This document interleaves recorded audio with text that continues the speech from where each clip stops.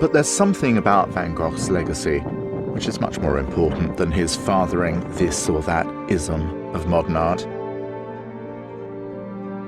Vincent's passionate belief was that people wouldn't just see his pictures, but feel the rush of life in them.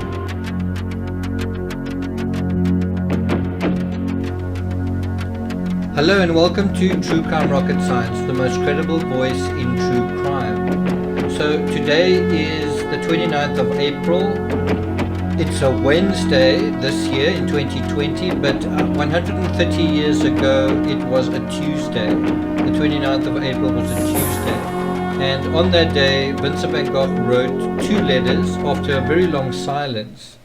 And the one letter was to his brother Theo, and the other was to his mother and to, I believe, his sister. So it was one letter, but to his mother and his sister. In a follow-up episode to this one, I'm going to be putting up a series of photos and narrative, I guess, from my trip to Saint-Remy from Arles by mountain bike. Now, that was something that I did a little bit less than a year ago. It was around about the 13th or 14th of May, so around about 2 weeks from now, last year. There's a little bit of video as well, some actually quite poignant video where you hear the you look through the window of a citadel, of a kind of a castle, and then you see the trees moving. It's quite potent, quite moving. So I'm going to put that up. I've got a lot to get through today. I've got to cover Madeleine McCann. I've got some writing to do. Today is also the 1 month anniversary of the art heist. About 1 month ago, Van Gogh artwork valued £5 million was stolen from a Dutch museum not far from Amsterdam, and the CCTV footage of that has just been released. I'll put a link to that in the description. Interestingly, that painting was stolen on Van Gogh's birthday 167 years ago. So that painting is likely to increase in value if it's ever found again. So if there were two paintings side by side and the one is stolen, the one that comes back will have a story to tell, and as such will escalate in value. That's how art works. So I'm not going to spend too much time analyzing what Van Gogh is saying, but this is a very emotional letter from him, unusually, and let's get started with it. If you're interested, by the way, there's going to be a lot of letters as we go into May. So around about 20 days later, on about the 20th of May, Van Gogh eventually left Saint-Remy for Auvers-sur-Oise in the north, which is close to Paris. So quite a few letters are written between now and then. And so we're going to be covering those on the day that they were written. There's quite a flurry in the first week of May, and then there's a little bit of a gap, and then it's just a constant flow of letters. And that is going to tell us what state of mind he was in, what was going on, right? All of this is about trying to get to know him and get to know whether he was really so suicidal or what were the other dynamics involved. We're still trying to investigate the murder of Vincent van Gogh. So if you're interested in that narrative, please subscribe to this channel, like, share to other social media that is interested, maybe Facebook groups that are interested in art, interested in Van Gogh, and let's get started. So his letter to Theo on Tuesday the 29th, as I say, not only broke quite a long silence from him, but it was around about 6 days after Theo's letter. So he got Theo's letter, and unusually, because typically he would get a letter and write back the same day, and so this is quite unusual that he didn't do that. So what is quite ironic is, as we're getting closer and closer to Van Gogh's departure from this hospital, his release from confinement is actually not, it's not as though he was getting well. There were sort of ups and downs. Certainly I think the month before, when he sort of felt well, he was quite positive after the review. And then he went to All, and then immediately he had a setback. And so how does one explain that? How does one explain that he gets released from the hospital when he's not any worse? And I think how one explains that is his problem wasn't mental illness. Anyway, let's go to the letter. My dear Theo, I haven't been able to write to you until now, but as I'm feeling a little better these days, I didn't want to delay wishing you a happy year to you, your wife and your child, since it's your birthday. At the same time, please accept the various paintings I'm sending you, with my thanks for all the kindnesses you've shown me, for without you I would be most unhappy. You'll see that first there are canvases after Melee. So when he says after Melee, he's saying he's inspired by Melee, or he has taken a feather out of Melee's book, and it might be kind of an imitation or a similar to Melee. Then he says, as these aren't destined for public viewing, perhaps you'll make a present of them to our sisters sooner or later. So he's saying these paintings that he's painted aren't for to be resold. They are gifts, and you can give them to our sisters. So the sisters of the Van Gogh brothers, right? He says, but first you must keep the ones you consider good, and as many as you wish. They're absolutely yours. One of these days you must send me some other things by ancient and modern artists to do, if you find any. So I don't want to use the word premeditation, but Van Gogh has obviously prepared for his brother's birthday. He's prepared a gesture of goodwill. He's prepared a whole bunch of paintings, not just for his brother but his sisters as well. And he said, well, I'm sending you these artworks. They're not intended for resale, which is kind of a joke, because would they have sold anyway? But he says, pick the one you like most, and that's your birthday gift. Okay, so quite a nice gesture. But as we're about to see, there's a sting in the tail of this letter, kind of in the sense that Van Gogh wants something in return. So it's a nice gesture, it's sincere. You know, he's worked hard to do something for his family, and perhaps that can explain to some extent why he's been quiet. It has been working so hard to accumulate these artworks that are going to have some significance for his family members. Then he continues, the rest of the canvases are meager. I'm very much behind, not having been able to work for 2 months. So it's quite interesting. He's saying, I haven't been able to work, but he's sending more than one painting, right? He says, you'll find that the olive trees with the pink sky are the best, with the mountains, I would imagine. The first go well as a pendant to those with the yellow sky. As regards the portrait of the Arlésienne, you know that I promised our friend Gauguin one, and you must see that he gets it. Then the cypresses are for Mr. Aurier. I would have liked to redo them with a little less impasto, but I don't have the time. So it hardly seems like he's been doing nothing. He's sending a crap load of art, and he's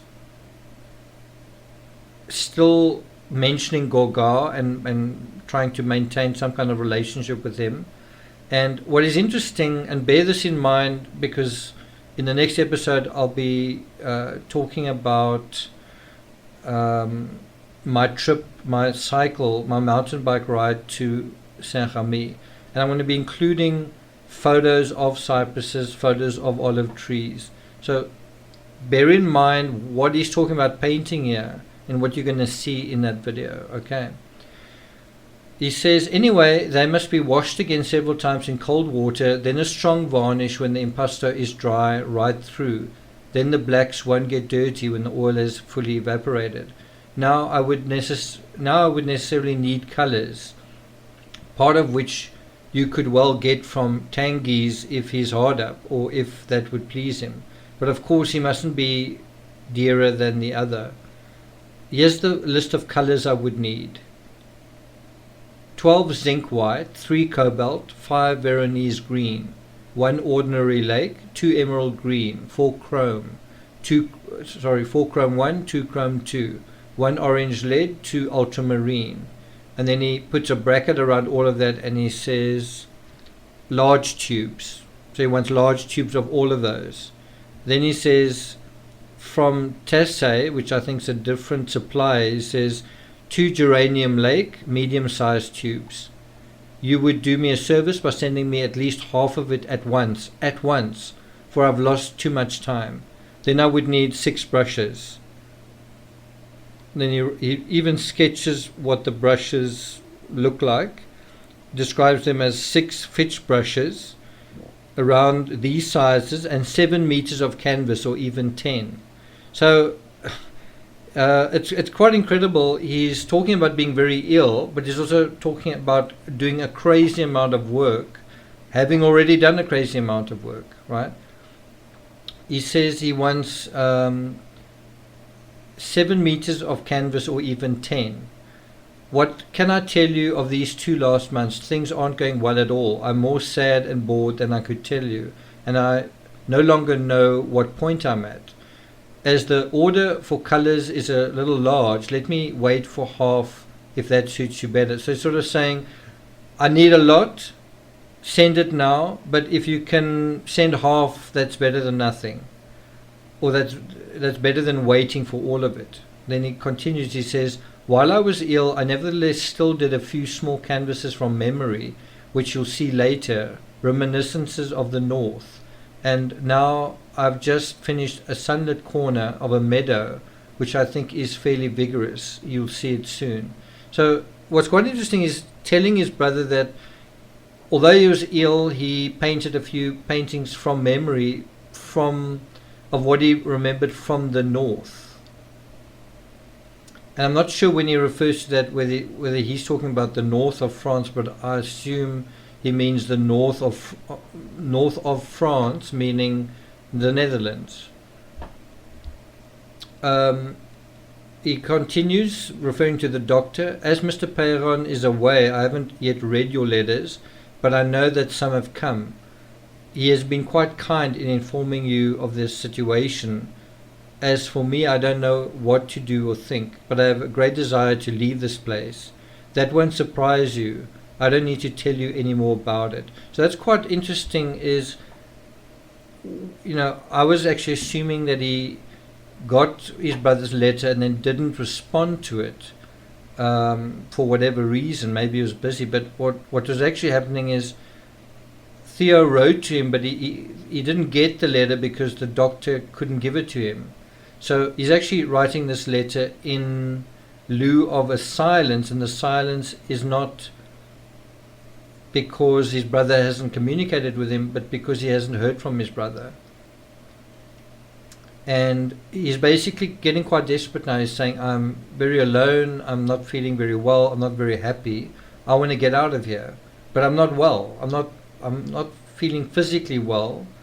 He's not mentally ill, but he's, and certainly if you think about the order and what he's wanting to do, he's got a great clarity of mind and a great clarity of purpose, but he's feeling quite heart sore and lonely, and is physically not really well.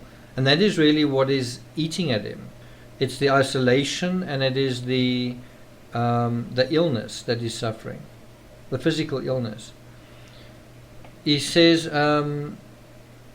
letters have also come from home, which I haven't yet had the courage to read. So melancholy do I feel. So there is an aspect of that he does have letters, apparently I think from his mother, but he hasn't actually read them. So he's kind of in a weird place where he's feeling cut off, but he's also not, he doesn't seem to have the courage to open himself to news. Then he continues, he says, please ask Mr. Aurier not to write any more articles about my painting. Mr. Aurier is Albert Aurier, the guy who wrote the review. He says, tell him earnestly that first he's wrong about me, then that really I feel too damaged by grief to be able to face up to publicity. So this is kind of a rare instance where Van Gogh is quite, not only emotional, but kind of quite self-pitying. I wouldn't call it self-deprecating. He seems to be really kind of feeling sorry for himself. And one can kind of understand how if you've been on your own for a very long time, isolated, and feeling more and more down and more lonely, that the prospect of suddenly coming out of that and having to deal with a crowd is going to be quite daunting, quite intimidating, and that's what he's feeling. I think that grief he's feeling has to do with what happened to Gauguin, but also think about what's happened. He's lost his ear. So is he going to have a girlfriend ever again in his life? Are people going to treat him in a certain way? This guy missing an ear. And then also, he's lost a year of his life. He's lost a year at a critical time when you had that World Fair. You know, a great event. It's almost like the Olympic Games in your country, and then he missed out on the whole thing. And that is something that is very hard to live with. You know, especially if he's blaming himself for his situation. Then he goes on to say, making paintings distracts me, but if I hear talk of them, that pains me more than he knows.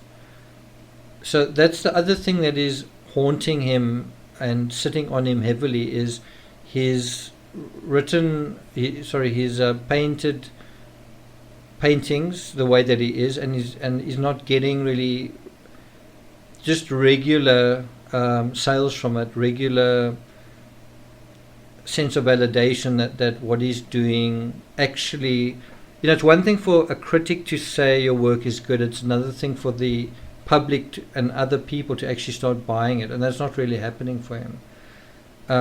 What I can tell you, just in terms of my work, I also am a very prolific writer, and I'm nevertheless very sensitive to every single review that I get. I'm very sensitive to the sales that I make.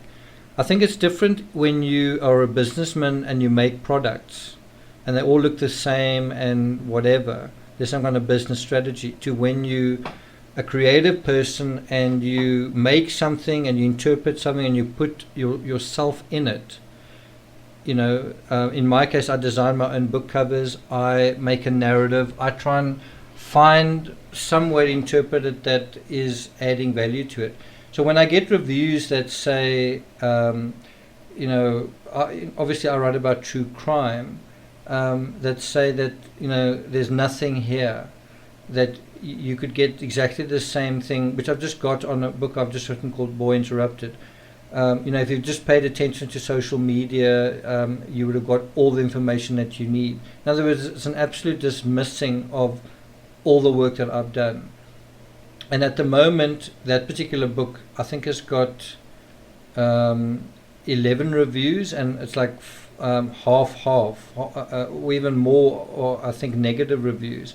So I'm very sensitive to that. Even though I've written 98 books and most of them are well reviewed, one review can really sting, and a bunch of negative reviews like I've been getting really sting as well. And what is painful is, first of all, I mean, I'm responding to that within the context of this, so you can understand Van Gogh.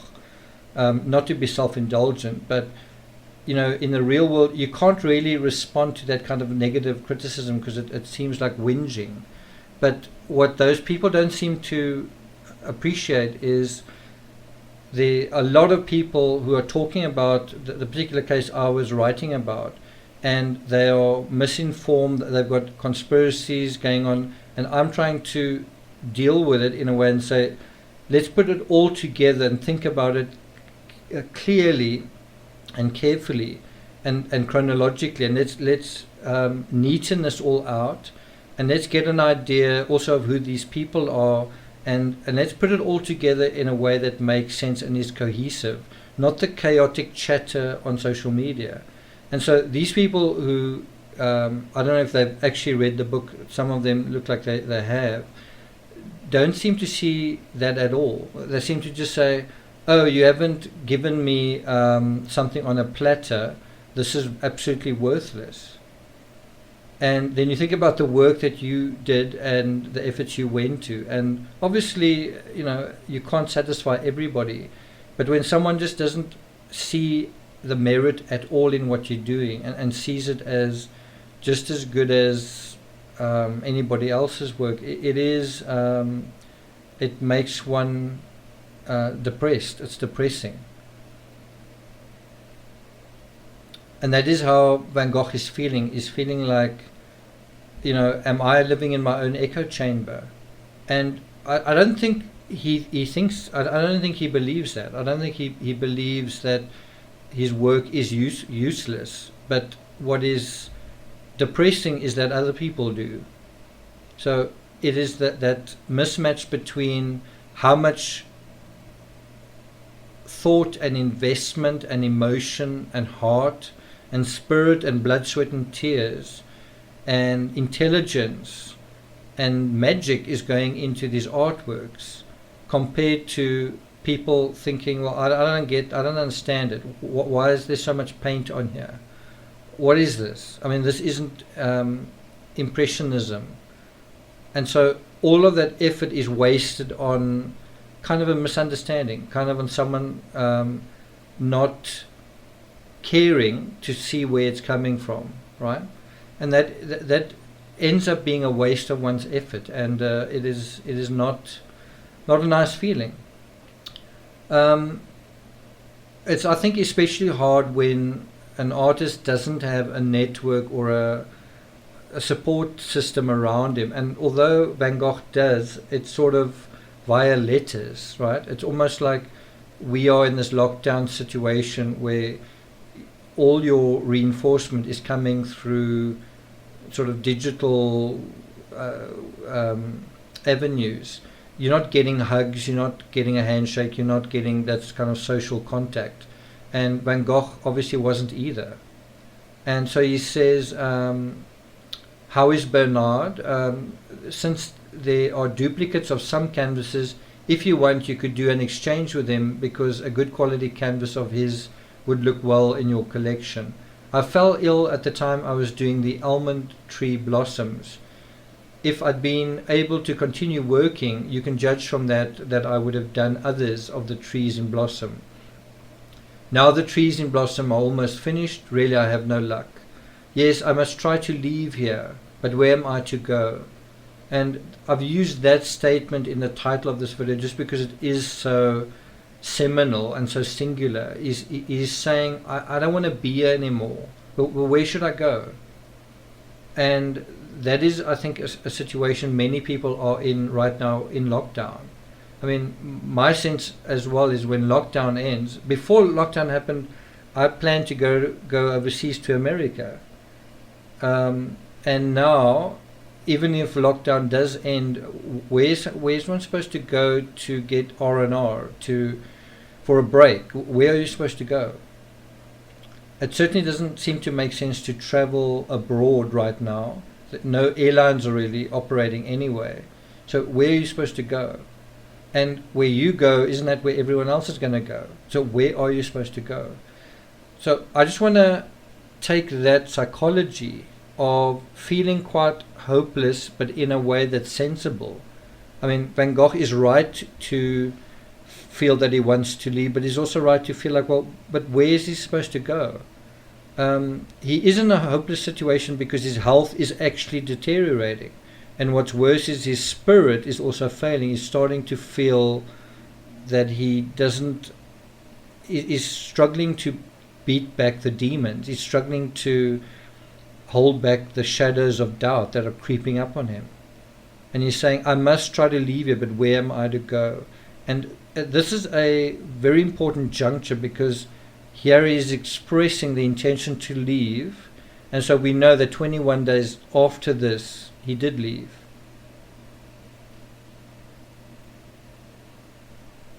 He says, I don't believe one can be more shut up and imprisoned in the places where they don't pretend to leave you free, such as at Charenton or Montevergès. So I'm not quite sure what those places refer to, but he's basically saying, if I'm shut up here or shut up there, I'm shut up. And I'm imprisoned. And that's not going to work for me. That's kind of what he's saying. And again, if we weren't in lockdown now, I don't think this would really resonate much. It would be like, okay, so what is, so what is sort of in some place, he must deal with it. But when you are going through it, you can see what it feels like. Just a simple thing like being lonely, being stuck in a place, can be, for a long period of time, can be a source of great unhappiness, right? I don't know where you are in the world, but where I am, we're not even allowed to go out for walks or exercise. And that's been going on for weeks and weeks and weeks. So that is it does make one feel, there are moments where one feels the heaviness, the burden of one's situation, right? And the trick is to find something to do, keep busy with things, and have a purpose, and then also have something to look forward to. And for Van Gogh, he's at a point where he's losing that thing of something to look forward to. And he's thinking of his brother's birthday and the passage of time, and nothing is changing. And now he's expressing that. He continues, he says, if you write home, give them my warm regards and tell them I think of them often. Then good handshake to you and Joe, believe me, ever yours, Vincent. And then he writes a postscript, please send me what you can find of figures among my old drawings. I'm thinking of redoing the paintings of the peasants eating supper, lamplight effect. That canvas must be completely dark now. I think he's referring there to the potato eaters.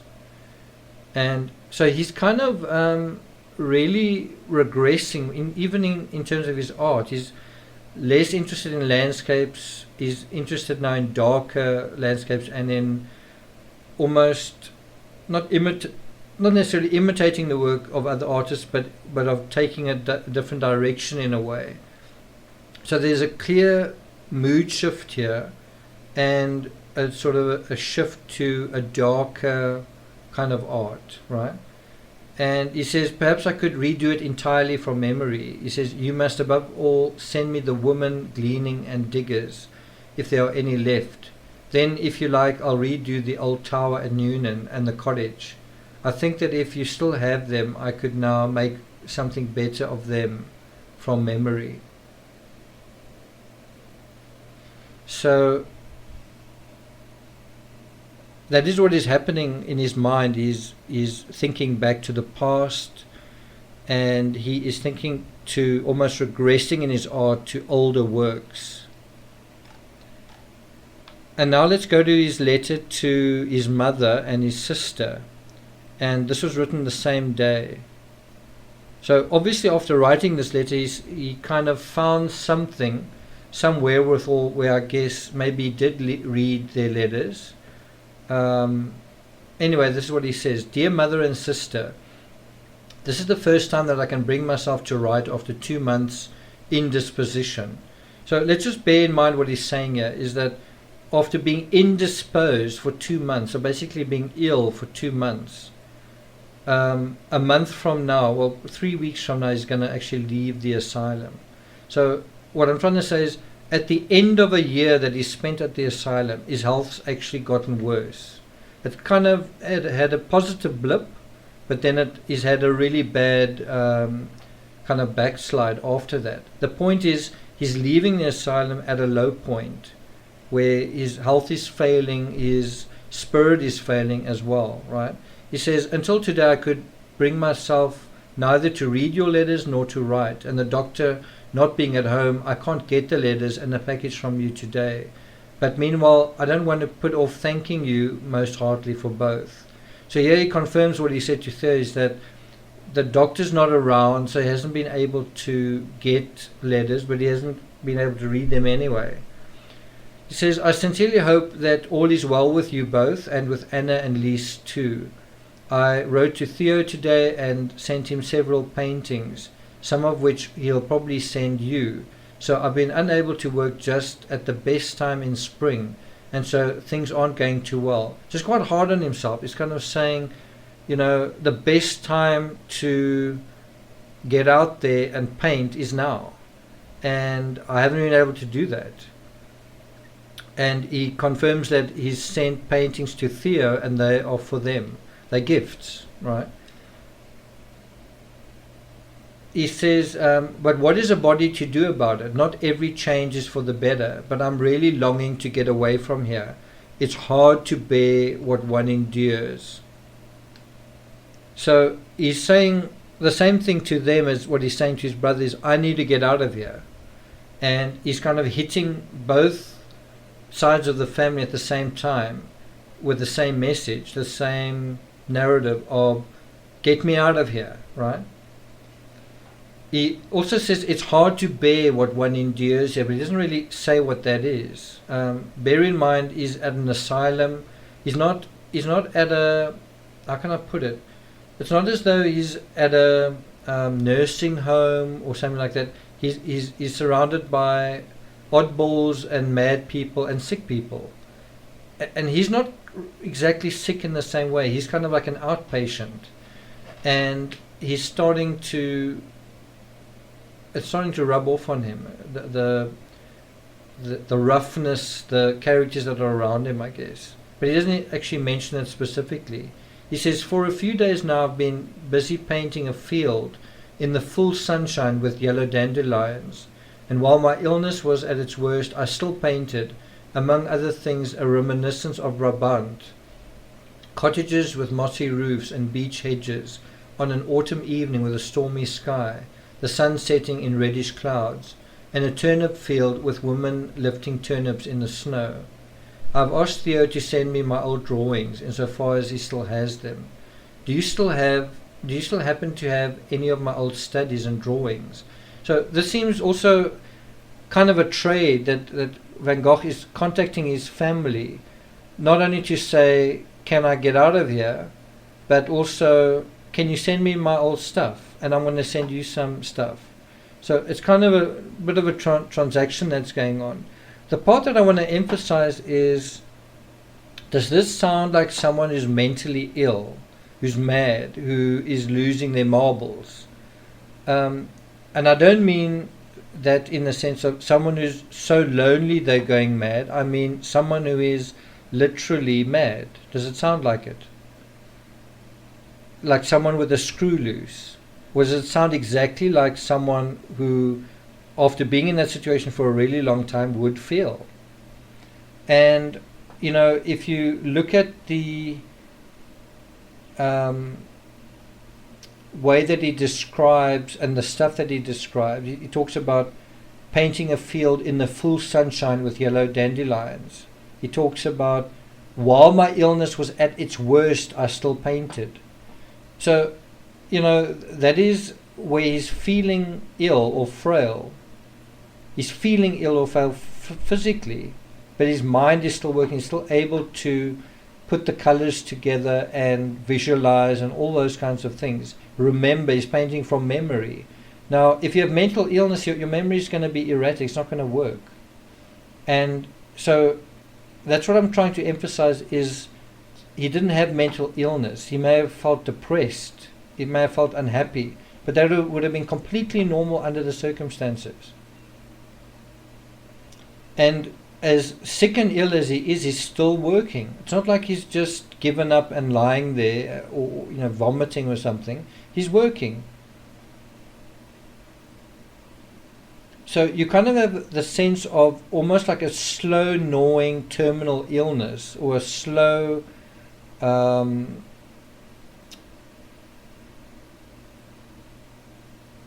deterioration in his health under a situation of being isolated and sort of not completely in control of his freedom. And he's not enjoying that situation. He's not enjoying also that situation within the larger framework of he's an artist, he's lost his ear, he's not selling his art, and he doesn't have friends or family around him, he doesn't have a wife, and he's feeling lonely, he's feeling lost, like he's not getting anywhere, and he wants to get somewhere.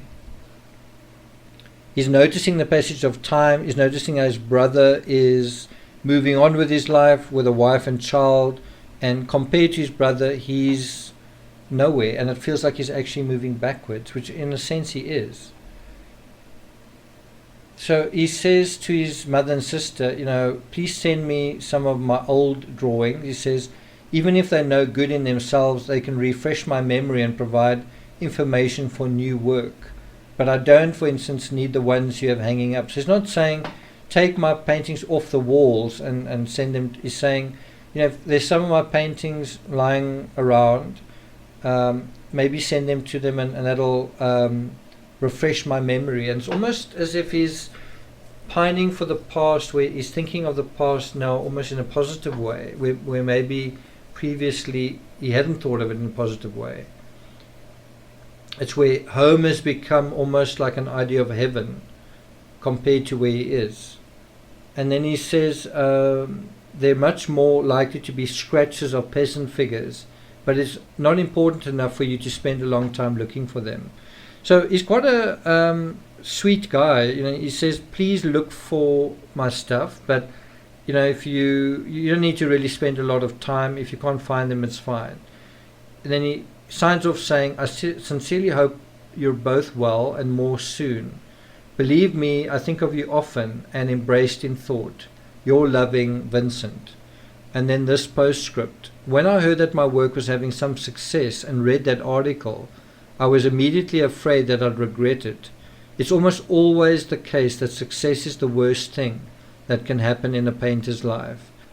And isn't that sad? I think what he's sort of angling at here, what he's getting at, is that, when you have some success, that's the worst thing, because on the other side of that is despair, doubt, uncertainty, the whole roller coaster of you get your hopes up and so on, and then the carpet is pulled out from under you.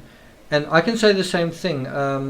Earlier this year I was led to believe that an interview I did with a documentarian was going to be part of a documentary, and it was going to be on Netflix, blah blah blah blah blah. And I got really excited about it. Around about that time, I actually went to a restaurant with a friend, toasted the whole thing, had a bottle of champagne, only to find out later on that this guy was saying, well, it was still in production, and it was also sort of, what did he say?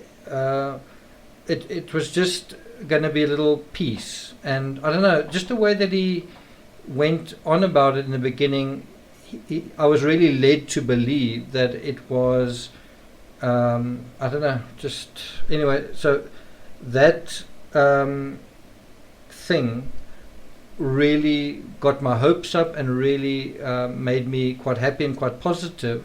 But because of that, if I'd never heard that to begin with, I think I would have maintained a strong work ethic. But because of that, I definitely hit a slump in January, late January and early February, and I didn't write anything, and I wasn't very happy. But that was part of setting that whole spiel up, I must say. So I understand what he means where he says having some success. It's almost always the case that success is the worst thing that can happen.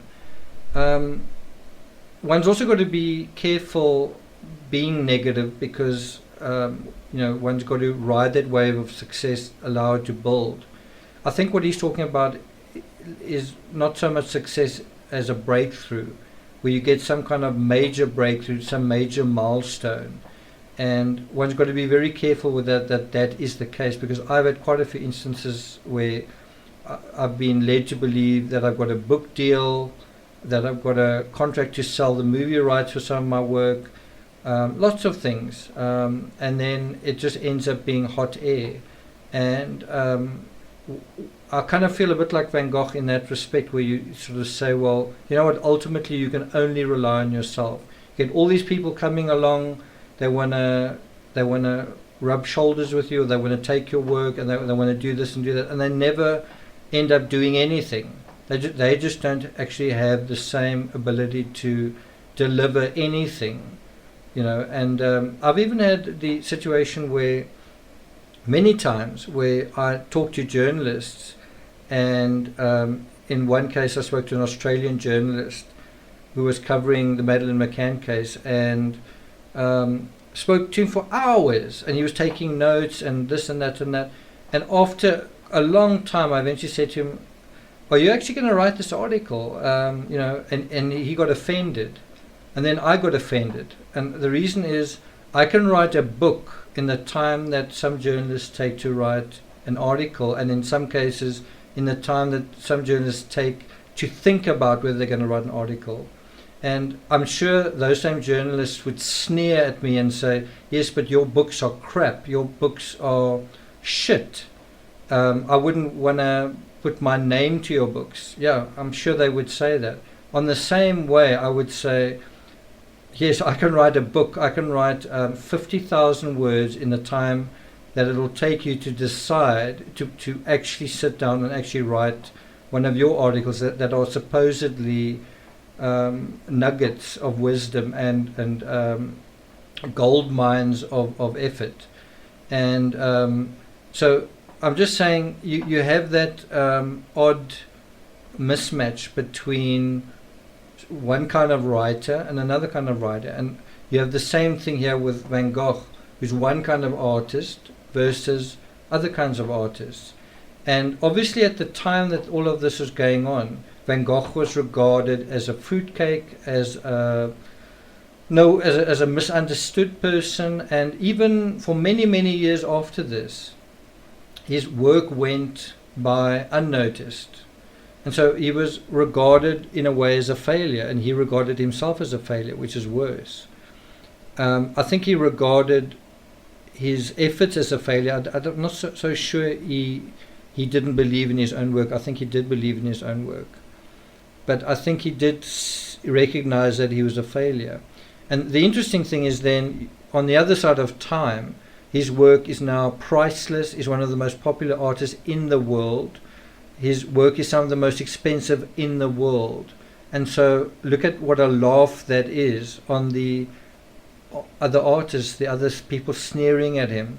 You know, in a weird way, you could even say Gauguin was one of them. And if you compare Van Gogh and Gauguin, you know, they're basically in the same class in terms of their art now being invaluable. But at the time, I think Van Gogh felt as if Gauguin didn't respect his art that much, or as much as he wanted it to be respected. I think that did change. I think it's hard to say whether Gauguin wasn't just trying to ingratiate himself with Vincent because his brother was an art dealer. It's not, that part's not clear. But you know, I think one could certainly make the argument that if Van Gogh was at one point, his star was lower in the heavens than Gauguin's, I think one can certainly say that it lifted through his efforts, and one could even argue that it went higher into the sky than Gauguin's ever did.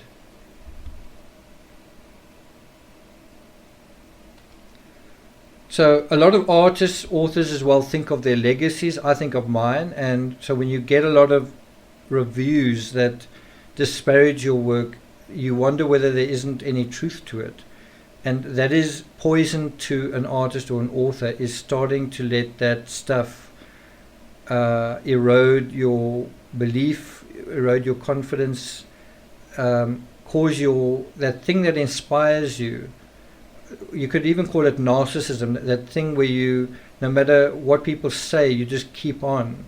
That can be impinged, that can be harmed. And it's that same thing that is helping people through this coronavirus. It's a thing where there's something that keeps you hopeful, that keeps you going. And if you hurt that, it's almost like an inner child. If you hurt that and lead them to believe that, let's say you said to someone, you know what, the world's never going to be the same again. we're never going to go back to normal. Can you imagine if you're a young person, you hear those words? Am I never going to be able to go and follow my dreams? Am I never going to be able to go to that country? And maybe they're in a relationship. Am I never going to see my boyfriend again? You can break someone's heart with stuff like that.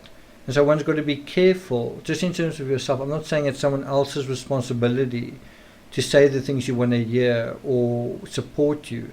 You've got to protect your inner child. You've got to go to a place, put yourself in a place that's going to be good for you. I don't mean geographically, I mean, I guess, spiritually, right? And that's the lesson, I guess, from these letters. These letters on this day, 29th of April, are very important because it's when Vincent communicates very clearly and repeats in both letters that he wants to leave this place and that he's not happy there. And although he's just spoken about his health, for the first time now he's kind of said, I'm not handling it here anymore. And so obviously there will be a result from that, and we'll look at that result in the next letters. From now and throughout early May and towards the 20th of May when he left for Orvais-sur-Loire. And obviously I went to Orvais-sur-Loire. I'll be putting up photos and video showing my journey there, the insights that I found when I was there. So I'm really looking forward to that. Wherever you are in the world, take care, and I will see you guys next time.